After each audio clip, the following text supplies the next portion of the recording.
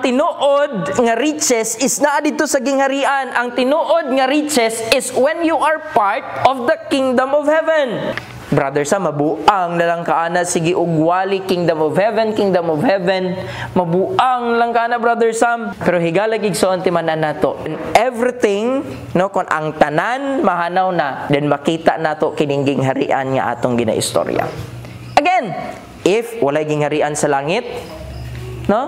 Kung walay gingharian sa langit, kamo nga nagatpungko diha, ug ako nga nagayaw-yaw diri, walay mawala sa ako. Pareho rata sa kalibutan, pag walay gingharian sa langit, we will be dead, mamatay ta, lubong 6 feet below the ground, or kung naay mga zombies, kaunon ta sa mga zombies. Pareho rata tanan. Tama? Pero kung naay gingharian sa langit, then kita, kamo nga nagapungko diya, ako nga nagsigyaw-yaw din naay edge sa katong mga wala nagatuo sa Ginoo. Why? We have the kingdom of heaven. True man tinuod man nga kingdom of heaven, o dili man tinuod, advantage sa atua ang pagtuo. Brother Sam, dili day ka 100% kumbinsido nga tinuod ning gingharian sa langit? I am 100% convinced sigalagigsoon. That is why I am teaching you what is the way into the kingdom.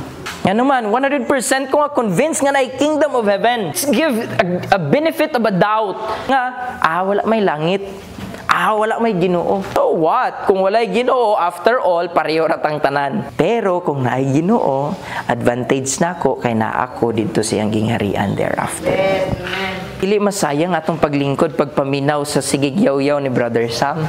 Dili siya sayang, Brother Sam, maayo man ka kay naaman kay sweldo sa pagyaw-yaw ni mo diha. May pag mag-speak ko sa other church, pagkahuman na po ko'y madawat. Rigalag igsuon, sa tinuod lang. That is the reason nga nung dili ko mo dawat, dire sa atong nga simbahan. Why? Basig mo ingon mo, nagawali lang na si Brother Sam kay naana siya og kanang goal. Naana siya og tumong para makadawat kada Sunday.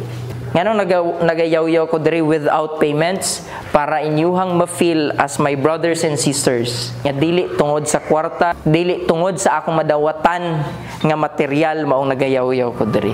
Nagayaw-yaw ko diri because I know in the future pagbalik sa Ginoo, ingon niya sa Revelation, nga hatagan niya og reward, magdala siya og reward ngadto sa mga nagahulat sa iyahang pag-abot.